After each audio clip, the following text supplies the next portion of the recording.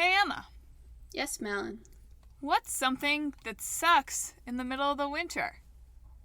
Gosh, I don't know. A night in the woods!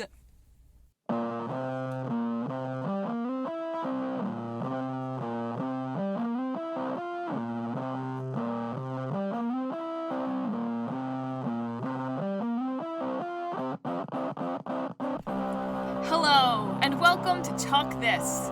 It's dangerous to podcast alone. I'm your super funny, super clever host, Madelyn. I'm your other host, Emma. And that was a statement of fact, Madelyn. That wasn't Right. anything else. It But you wasn't see, a joke. the joke is that A Night in the Woods is one of our games. And it's Uh-huh. also, I realize now that it sounds like I'm making a statement about the quality of the game. But only if which you I play was- it in winter. Right. The game, I'm sure, is just fine if you play it in the winter. I was more commenting on how I am now cold 24 hours of the day. Plus, a night in the woods, well, I guess camping. But just kind of sounds like it sucks at any time of year. Again, spending a night in the woods, not the game. We've already started out this episode by saying that our game sucks. Did I ever tell 3 you about how we times. almost got lost in the woods of Ithaca That sounds familiar. when I was at my writing camp? That wasn't fun. Good. Well, tell that story maybe when we get to this game. Sure. Anyway, viewers, as you may have picked up, our new game this week is A Night in the Woods, which was just released this past year, I think, right? Yep, that's why it's a I'll- new game. Yeah, it's very good timing. They're just releasing some kind of like director's cut for the game Oh, really? like just a few days ago. So we've timed this very well for once. Mhm. And our old game, much to my delight, is Sid Meier's Civilization. Yep. Not that I've ever played the original classic one, but still, much to my delight. When did the very first one come out? I don't know. It's pretty old though. 90s at least. That came out wrong. It's not like barely in our new game category or our old game category. Yeah. It's Yeah. been around for a while. Which reminds me, I should ask you, Emma, are we gonna have to boot out games, or are we gonna have to add new games? We're adding a whole new category of games from 2008 that can make it into the old game category in just a couple of weeks. That's true, yeah. I mean, I'll probably just, I'm running,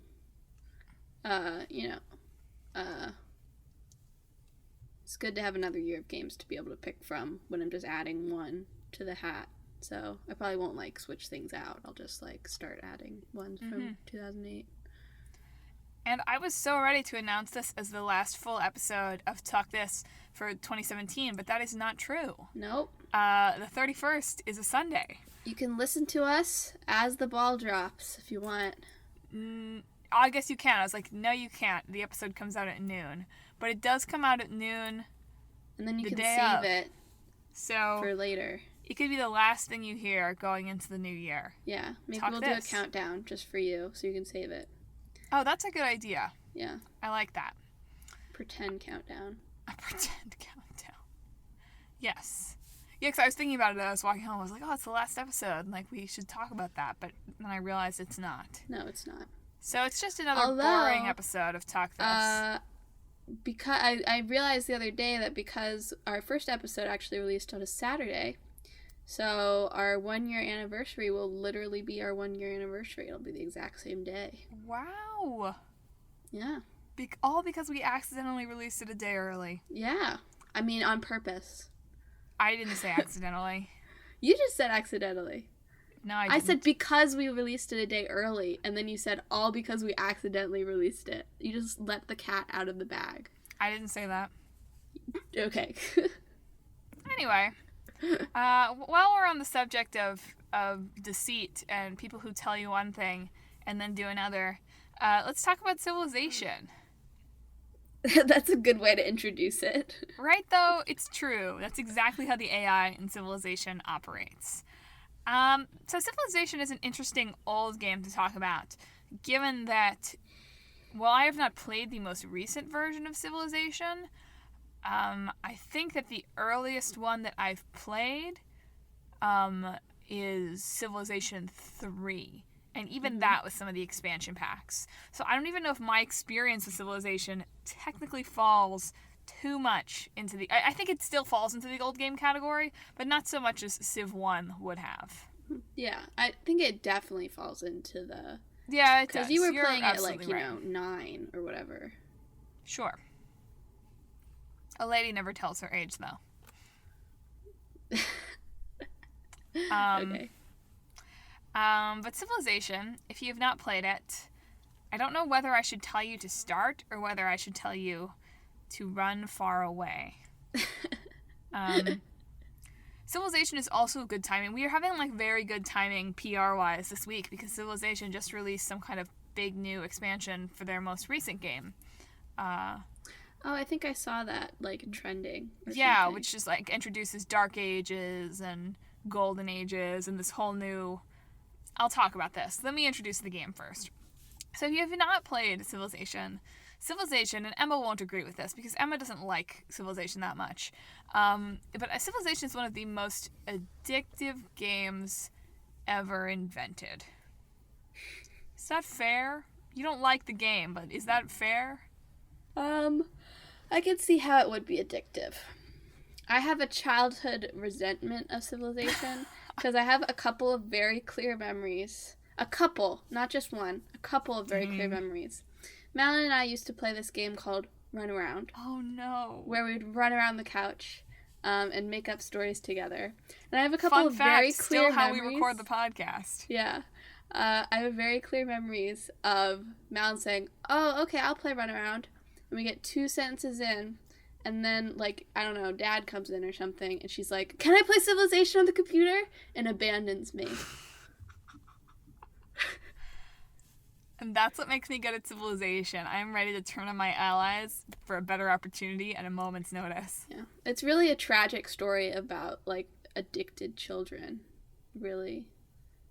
Like, truly, you know, Madelyn suffering under her Civilization addiction from her young, tender ages.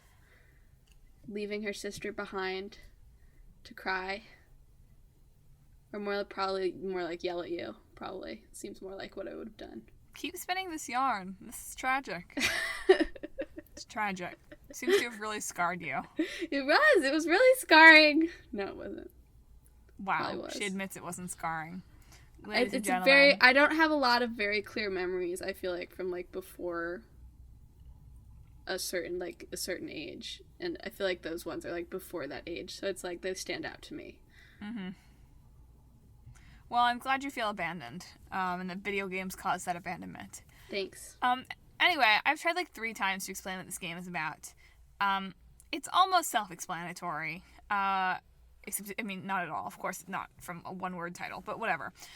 So in Civilization, you pick from any number, I mean, depending on the game, any number of cultures, you know, real ones. You can play as Babylon, you can play as Persia, you can play as China, you can play as Russia, you can be the United States, you can be any number of different countries.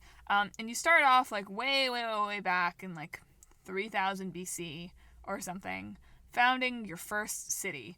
And from there, your goal is to build a world empire and dominate and defeat your neighbors in any number of ways. And the ways that you can win have changed and expanded as they've created more entries to the Civilization series. But basically, it always comes down to either you can conquer everybody, you can have the most dominant culture, you can build a spaceship and go to Alpha Centauri. They have another one now. I can't remember, but those are the big 3. Cultural victory, military victory, or diplomatic victory. You can be elected like head of the UN. That's another way to do it.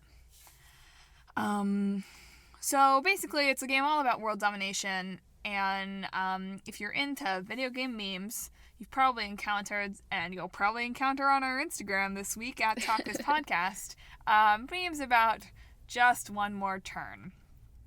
Civilization has even sort of written this into its basic system at this point, where when you quit the game, they give you the option of like quit or save and quit or just one more turn, and it'll send you back. Oh, that's so funny. Yeah, right? Because, so the way it works, it's a turn-based system. I think of it a lot as being like Age of Mythology. It's not anything like Age of Mythology or Age of Empires, but I think of it in that same category of games because I was playing it at a similar time, and they're both about city building to some extent. The only real difference is that one's turn-based and one's real-time, right? Well, and Civilization is sort of much larger scale, but I mean, yes. that's true, but... And so, so it's turn-based. So you'll get to move your workers around, and it'll take them a certain number of turns to build a road or to build a farm, and it'll take your city a certain number of turns to build a granary or the pyramids, or any of that sort of thing. And so it's really addictive. Just be like, oh, one more turn, take like 30 seconds, and oh, I'll just do one more, and I'll just do one more, and maybe just one more, and oh, I'll just get to like this even-numbered year, and all of a sudden it's 2 a.m, and you've been playing for hours. On your 80th birthday. On your 80th birthday. Yes, exactly. Everybody in your life has left you. And it's really fun. I really enjoy Civilization. I go through streaks of playing it. I highly recommend that you check, if you are interested in playing it, you check Steam every once in a while, because they will, especially the old games, put them on bundles that are really, really cheap. Mm-hmm. And frankly, I did a lot of research. I bought, recently for me, but probably actually not that recently anymore, given that I was playing it before I moved to New York. So maybe that doesn't fall into recent anymore and falls into the holy moly, time is slipping through my fingers, just like in Civilization. But I bought the Civ 5 bundle, which is, we're now on Civilization 6. And I bought the Civ 5 bundle for like $10, maybe? Mm-hmm. Maybe $15 for the game and all the expansion packs. That's a bargain. Yeah, dude. Especially since, like, I did a bunch of research. I was like, oh, Civ 5 or Civ 6? Like, is Civ 6, like, really that much better? And they're just different. They tweak it a little bit every time. I'm not an experienced enough player to be like, oh, this one is the best. Although I will say I miss being able to name my cities. Mm-hmm. And name my country. Now you can't do that anymore. Yeah, now you actually have to play as whatever country, as opposed to being like, oh, I'll pick Babylon and all of their sort of like cultural bonuses, but this is going to be the country of Madelania. That's capital lame. Madeline City. Yeah. Yeah, okay, fine. It is lame. No, it's lame that you can't name them anymore. Oh, wow. I thought you were saying Madelania was lame, and I was That's also lame. All right. Fine. Madelania is now annoyed towards Emmatopia. It would not be called Emmatopia. What would it be called? Emmatropolis? Mapidapa Town. Mapidapa Town. Yeah. Sounds destined for world domination. Thanks. And I will say, I think that by far the funnest way to play Civ is the world domination path. And I've talked about this on the podcast, so if you're listening, I'm embarrassed to say I have not yet finished that game that I started a month ago. Because I know better than to let myself start playing. I know better. But the one where I'm trying to keep everybody happy so I can sort of win a diplomatic victory, so I can get that trophy. Although maybe I'm going for the science victory now. I'm pretty far ahead scientifically. And it's really stressful because something that I feel like Civilization has never gotten right is that the artificial intelligence that is all of these other countries that you can sort of talk to and negotiate with and trade with and destroy if you want to, don't behave consistently. I guess it's meant to be like, well, it's the same ruler, but like, it's different rulers. Yeah, that is fair. I guess it's probably too much for me to expect that my ruler literally lives for 5,000 years. Yeah. They just, like, their descendants have the same name and look exactly like each other. Yes, and we all treat each other as if we know everything that has ever happened. Yes. But yeah, it's frustrating when someone who has heretofore been your ally and you've been trading with and you have open borders and all that stuff, when they suddenly decide, no, I'm angry with you, let's declare a war. Or alternately, when they suddenly offer you a really terrible trade deal, it's like, no, I'm not going to give you like 5 of every one of my resources and 100 gold for your stupid horses. And then they get mad at you. It's like, of course I am not going to accept this, you idiot. Why are you pissed? But see, isn't that, like, maybe it's frustrating game design, but isn't it accurate to human society? Alright, civilization is not accurate to human society. Cities do not expand border by hexagons. They could. There are a lot of things now that I am not, that I don't love so much about the, well, I don't know. I'm so used to, because I grew up playing sort of the older versions, and I was used to the mechanics of the older versions, and now there are things about the new ones that I don't like so much. Which is interesting. There are not that many game series that I've followed enough to really be like, oh, like I liked this about the gameplay, but not this, and to really watch it evolve. I feel like Civilization is one of the few games that I've followed over enough time to see some changes. I don't like how you can't just make the giant army stack of doom anymore. I realize that's probably more realistic, that I can't put my entire army onto one hexagon of space. Yeah. But it was part of my strategy. And I don't love that it doesn't happen anymore. Poor Madelyn. I know. It's very difficult to be me. She just wants her army to be a mosh pit. Yes. I am also not very good at the fine-tuning of ruling. I just sort of, like, push ahead. Like, I'm not very good at assigning the specialists or doing anything to, like, be like, I'm going to be a cultural civilization, except I build up, you know, a buttload of wonders. There's a quote for you. A buttload of wonders. But yeah, I don't know. Civilization's just like, it's why don't you like it other than childhood trauma? I guess I just, like, don't have the patience for it, but I get, it's like there's no immediate response, maybe. What do you mean by that? Like, you make an action and there's not, like, an immediate reaction from the game. Like, you have to sort of wait to see what your action did. And I guess, I mean, I don't know, maybe this makes me a millennial or something. But I like to see, like, sort of the immediate result of what my action did.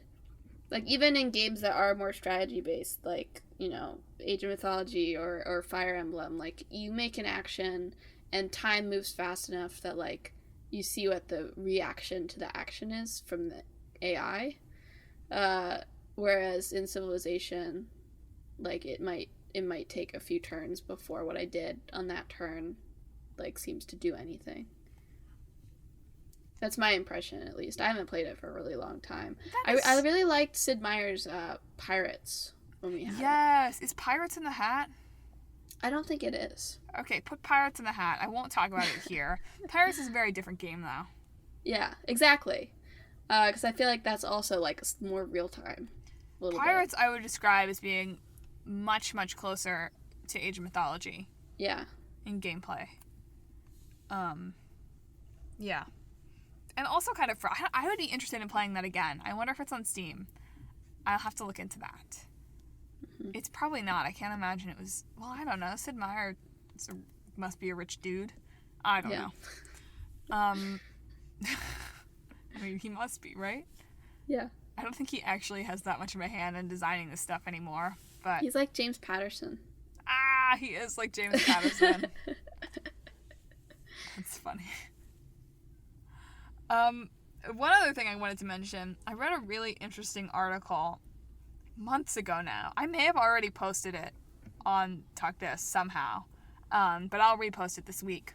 About, okay, so there's this guy, so civilization generally ends in the year 2100, right? That's the end date. So if you haven't already conquered everybody by then, or been elected head of the UN, or gone to space, or whatever, like, the points get totaled and we pick a winner, right?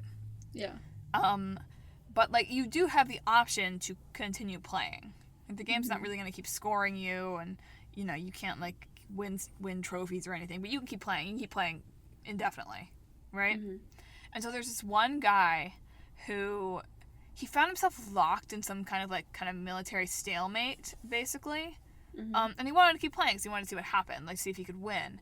And for a while he was genuinely in this kind of stalemate that like he couldn't break out of.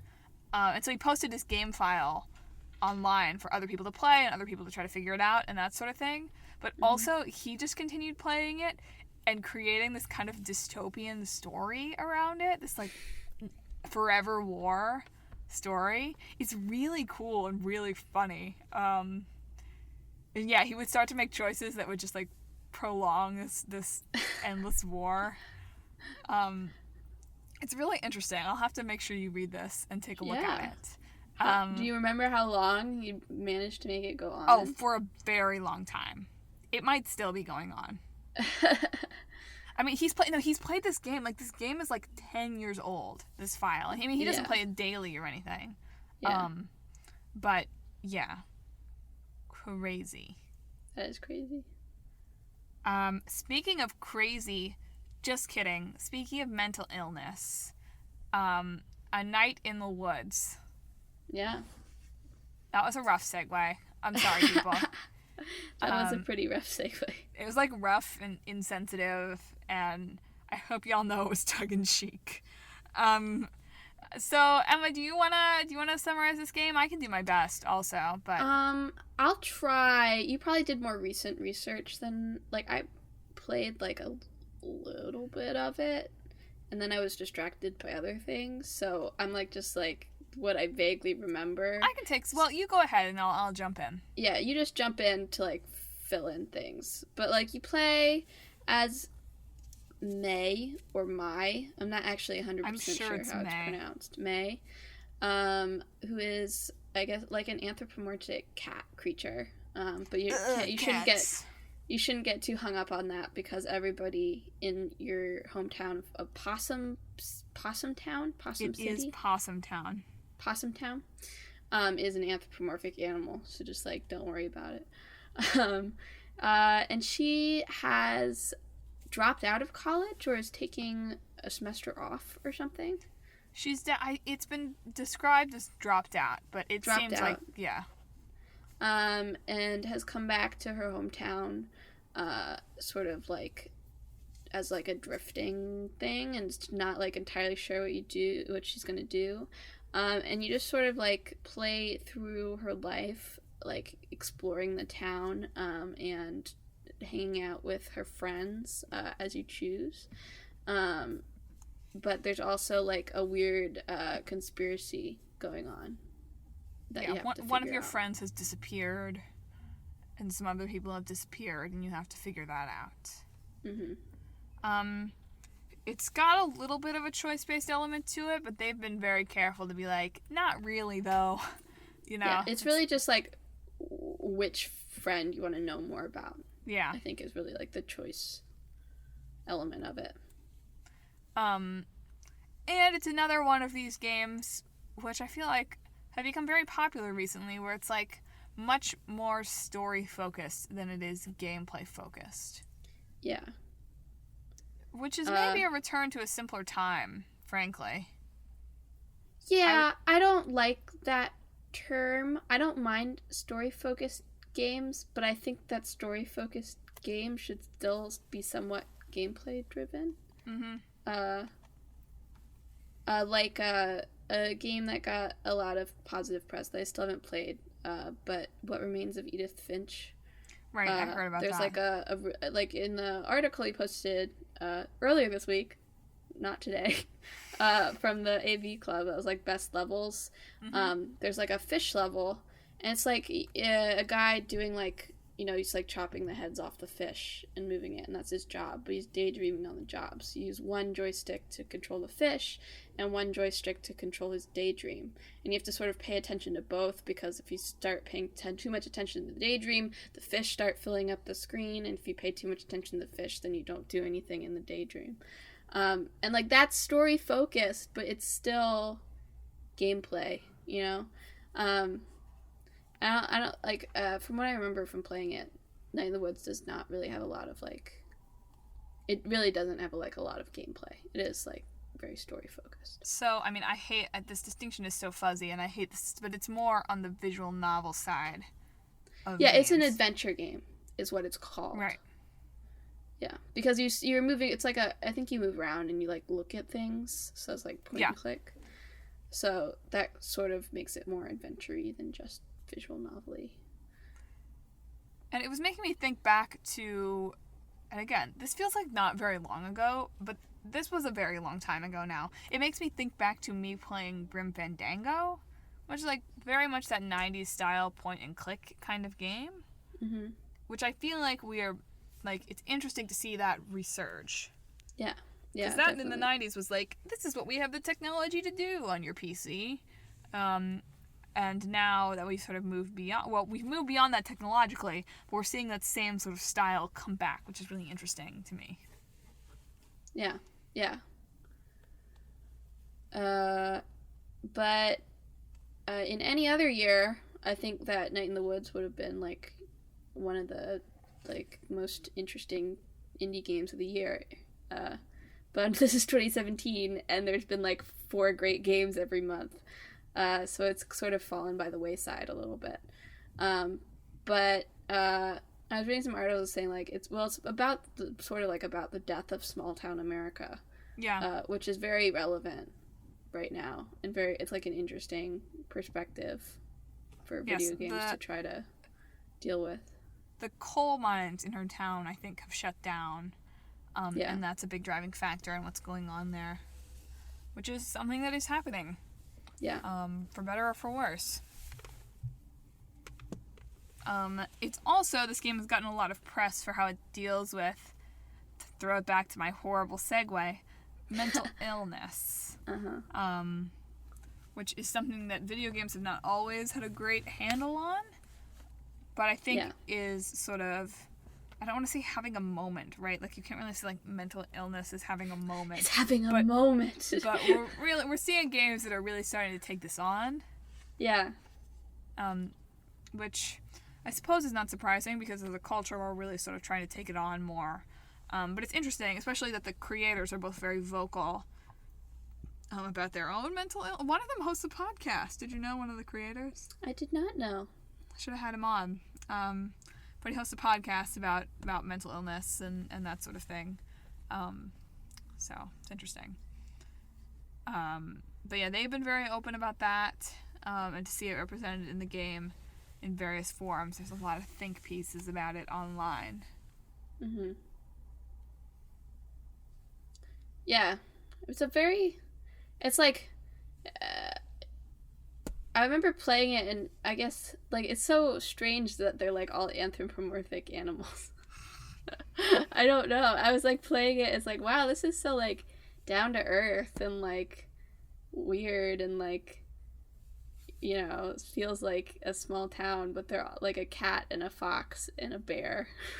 Well, okay, so I wonder, and sort of minor spoiler alert. So if you want to play this game and you don't want to hear anything about it, fast forward by a minute or so, okay?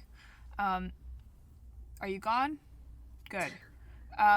So we find out that the reason that May left college is that she has some sort of kind of dissociative disorder, basically. And we start to see that manifest itself in the game. But I wonder if that's why everyone is animals, if they aren't really animals. Oh, I see. Yeah, that would make sense. That just occurred to me, because I also thought it was weird that you play as a cat.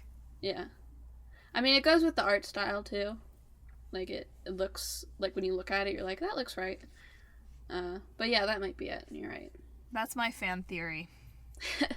I'll see if anyone else is... I'm sure 20 other people, more than that, I'm sure 100 other people have already had this thought, but I feel very clever having it right now, independently. So, pat me on the back, listeners. Yeah, I didn't have it, so... Yeah, that's why I'm the clever host. I really, by the way, my opening not joke was really just a response to how cold I am. So, take that or leave it. I like that we've talked about games in... Was Dream Daddy last episode? No, it wasn't. No, it was 2 episodes ago, I think.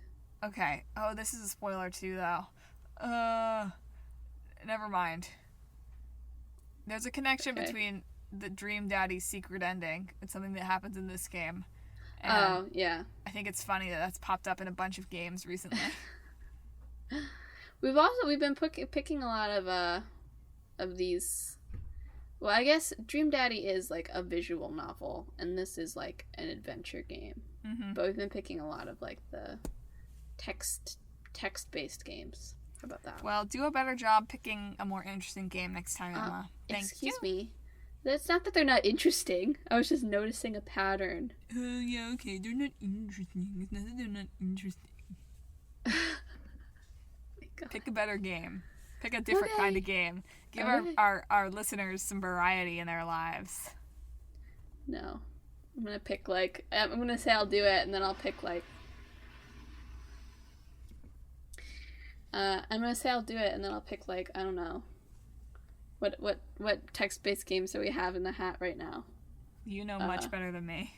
We have Danganronpa. I'll pick Danganronpa. I don't know what old games we have. You could just literally read your blog post aloud. I could. No, I have so much more to talk about that isn't the blog post. Okay? There's so much interesting stuff about the localization. Whatever. I'll save it. Oh my god. I'll save it. But yeah. Yeah, we have been. No. Okay, so back to the game we're supposed to be talking about. Not the game that Emma wants to talk about 24 hours of every day. I feel like we've also talked about a lot of games that have gotten their start on Kickstarter. Mm-hmm. Which I realize is a very common thing, but I think it's interesting. And is Kickstarter... Is that something that we should be worried about? That we're seeing all these games that get started on Kickstarter? Or is it something to cheer on? Or what are your thoughts on Kickstarter in general? I wouldn't call it something to be worried about. I don't think that's the right response. I mean, as a person on Kickstarter, you do have to make sure you're making informed decisions about, like, and doing your research if you're going to be worried about, like, not getting something out of it. I'm still waiting for butt-sniffing pugs. I think they're still working on that. They are. They send updates periodically. Yeah. But I'm upset like, you have that to it's make taken sure... them years. and people do Kickstarters at different stages in development also. They might do it before they really have anything. They might do it just to, like, push them over the finish line for, like, distribution. Mm-hmm. But you have to make sure, like, they're professional, do research on the people, like, before you donate. I think you just have to be an informed donator, like any investor, because that's what you're doing. You're investing in something, essentially, just more informally, but you still should be doing, like, investor research. But I don't has Kickstarter, like, changed their policies at all? Like, is there any sort of accountability I don't know that they offer people? Because I'm not 100% sure, actually. I feel like there is, but I don't know how hard it is to actually enact. I mean, you get your money back if it doesn't get fully funded, but I don't know what happens when it does. Yeah. We talked about board games on Kickstarter, and a lot of them do get funded, and one of the tiers is, like, get a preview copy of the game or whatever, but then a lot of them don't go on to distribute more than that beyond the copies they sent out as part of their Kickstarter. Which I think is, like, interesting. And then, but video games are obviously a different beast than board games. Right, you can't just send out a few copies of a video game. Yeah. But yeah, I think it's good. No, here's what I wonder, though. Here's my concern, and I know nothing about the data of this, so this is just me sort of, like, positing a question. Like, I know that, for example, any sort of creative diversity in creative teams in video games is very rare to begin with. And so I have to imagine that probably on Kickstarter it has to at least be a little bit better. Just by nature of the fact that, you know, there's more than a few big companies, right? Yeah. But I just wonder about, like, what kind of games get funded on Kickstarter, right? Are we really rewarding creative diversity, or is there, like, a Kickstarter type of, like, could I create, like, the perfect Kickstarter campaign and get a ton of money out of people if I studied the analytics? I mean, I think you probably could, yeah. I mean, almost certainly yes, but what does that say? Should we be worried about that?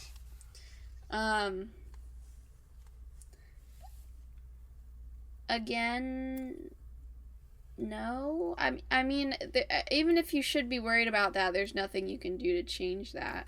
I mean, if you're looking at the analytics and you're like, this is the perfect kind of game, then that's the games that people seem to be wanting, you know? If you're looking at it from a gameplay perspective as opposed to like these people have these connections perspective. Like, those are, I guess, two different that's fair. avenues. I guess, so another question I'll raise then, though, is does Kickstarter sort of take the pressure off of, I don't want to say real developers, but like established developers to sort of grow creatively? I would think it adds pressure. Right, but it's like if I'm you know, a company and I'm already making a ton of money off my sports games and my couple of franchises, why would I take a risk? I don't know. This is well, not if you're making up. the sports games, no, you're not. You're just gonna keep making the sports games because of, you know, your EA or whatever, and that's what you make. Yeah. But in terms of, like, you know, developers, like, I don't know, other developers. I just wonder about the ones that aren't EA. I think that it puts more pressure. The more thriving the indie scene is, the more pressure it puts on big developers to be worth your while. I guess that's true. I don't know. I've just been thinking about this. It's like, because if you can get if you can get 3 indie games for the same price as one decent AAA game, why wouldn't a consumer do that? That's fair. Anyway, just thoughts. And I think, I don't know if it's because of a good indie scene, but like this year, for example, maybe it's just like, I mean, partially it's helped by the fact that the Switch came out. Mm-hmm. Did it come out this year? It came out this spring, yeah? I think so. Yeah. But, I mean, I'm writing a post on the blog right now that's like my top 5 games, and one of the things I did at the beginning was went through the months and was like, here's all the great games that released this month. And it's like 2 or 3 every month, with like the exception of like November and December, which there have been nothing because everybody's like, oh my god, we exhausted ourselves this year. But it's like, it was a very good year for both indie and AAA, and maybe part of that is because they both feel pressure from each other. So, speaking of things that are high pressure, combining these 2 games. Wow. There's like not a way. What do you mean there's not a way? You are in a small town, and there's a lot of politics in small towns, and you're trying to become the biggest, baddest delinquent. I don't know. Okay, it's become gangs. You like shoplift and stuff in Night of the Woods, so okay. Yes. I'm gonna go the other way. I'm gonna say, all right, you're the leader of a country. You're mentally ill. That's it. Purely That's hypothetical. Not like that happens anywhere. Uh-huh. Certainly not here. No. You're mentally ill, but you still have to manage leading the country and negotiating with other world leaders, all of whom have their own psychological issues going on. Also, there's a conspiracy about aliens. People have been here we go. You're the leader of a country. Your people have been mysteriously disappearing. You think that aliens are involved. So you have to form a coalition of other countries who will believe you and help you investigate the aliens, even though you yourself seem like you might be going crazy. That could work, maybe, if you're like playing as some kind of dictator, and then maybe at the end there's some sort of reversal where it's revealed that you've been making your people disappear all along, or something like that. I don't know. This game is we're seeing some of what they call on Kickstarter it's scope drift, right? Isn't that what they call it? There's some kind of like Kickstarter term where it's like you get too many backers, like you start to add all these stretch goals, and your game turns into this like bloated monster of like not what you thought it would be. You just added more and more and more stuff because people still want to keep throwing money at you, which they did not allow to happen on Night in the Woods. Oh, I forgot to mention, although I did mention, they just released like a director's cut of the game, which is a weird thing. I feel like people don't do that very often. Except yes, they do. That's literally what downloadable content is.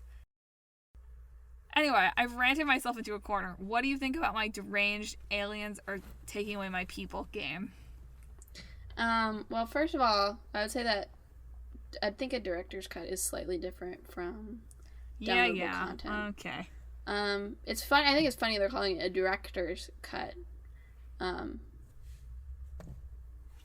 Maybe they did one of like one of the Batman games. Maybe I'm making that up. But the Persona series has always done like director's cuts. In that they just add stuff to the game, like and usually make it portable. They add stuff to the game and make it a portable game. At least that's what they did with Persona 3 and Persona 4, and we'll see with Persona 5. But they got to make the dancing game first because, of course, I don't know why. But anyway, I like it. I think it's good. You got to make all the world leaders vaguely racist animals, I think. Is that not already the case? What? No, they have to be anthropomorphic animals, but I guess they have to be like sort of vaguely tied to the country, but I guess that's also vaguely racist. That's what I meant. It's like a panda for China, like is that vaguely racist? Maybe a little. Kind of. I don't know. Yeah. And a kangaroo for Australia. Wow. Or a koala bear. You're all bears. No, you're not. This is promise.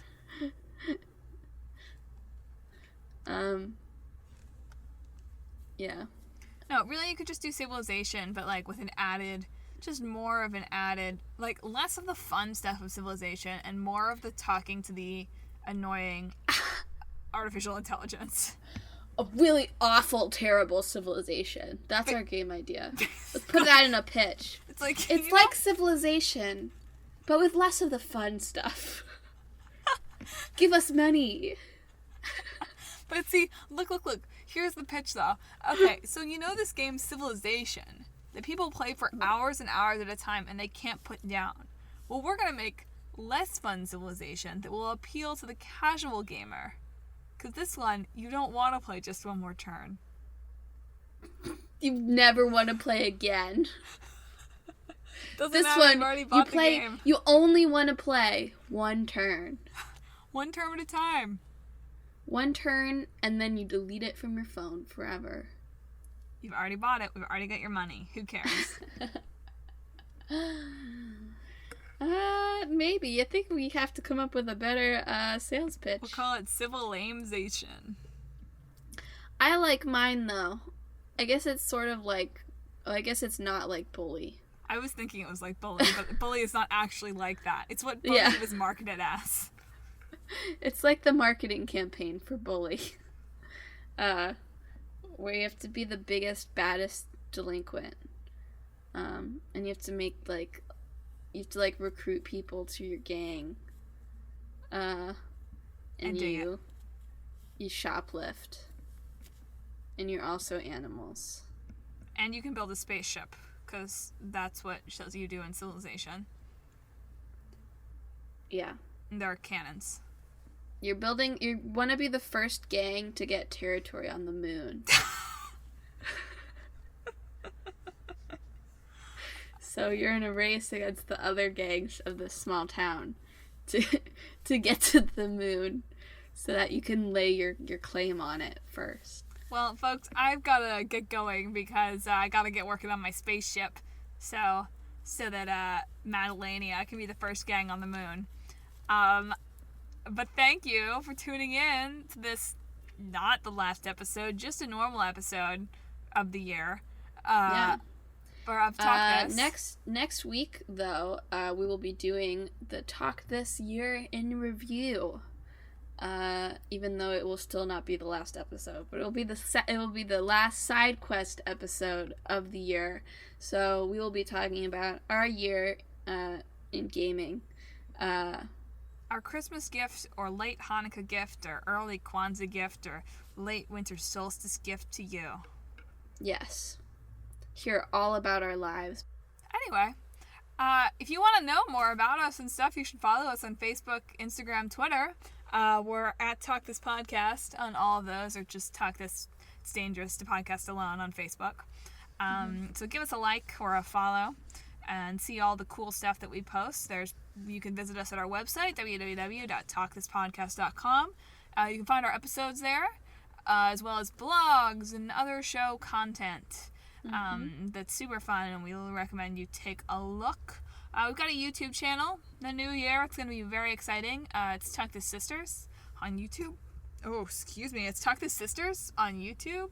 So give us a subscribe, and you'll be the first to know when new content comes out. Yes, and our very exciting news is that we are now on Spotify. Are you streaming us right now? Am I coming at you streaming through Spotify? Am I? Do we make like a 100th of a cent for, like, how does our revenue work from Spotify? I don't think we get any. I don't know. I just added it as a destination on our hosting site, and it's there now. So you can stream us. You can also listen to us on what is now, I guess, called Apple Podcasts, what is known to the common man as iTunes. Yes. Or on our website, or on Google Play, or Stitcher, or TuneIn. Pretty much anywhere podcasts are sold for free. But not SoundCloud. Yes. Because your host, Emma, does not have the energy to deal with SoundCloud. And besides, it's probably going to die soon anyway. On that depressing note, have an excellent... Nope. Hats. Oh, crap. Madelyn always does this. I'm so excited about moving along. I'm like, oh, have a great day, bye. And I always forget. All right, what's the old game? Pick. Got spaceships to build. Tell me when. Go. Ooh. Doing Donkey Kong. Ooh, wow. Give us the famous Donkey Kong quote round. I'll save it for next week. Okay. Give me a sec for the new games. They're not in a hat right now. 1 second. Ugh. So while Emma goes to get the hat, let's see if there's anything else Talk This related that I've forgotten to mention. Let's see. If you have the chance, please write us a review or give us a rating on iTunes. We love when people write reviews and ratings.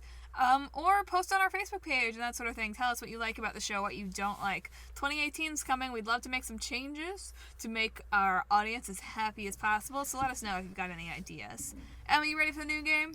Yeah, we're picking the new game out of a Tupperware. Fancy. And pick.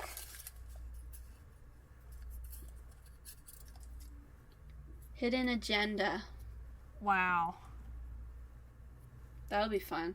Donkey Kong's Hidden Agenda. I can see it now. Oh no, this episode is gonna be awful. It doesn't work.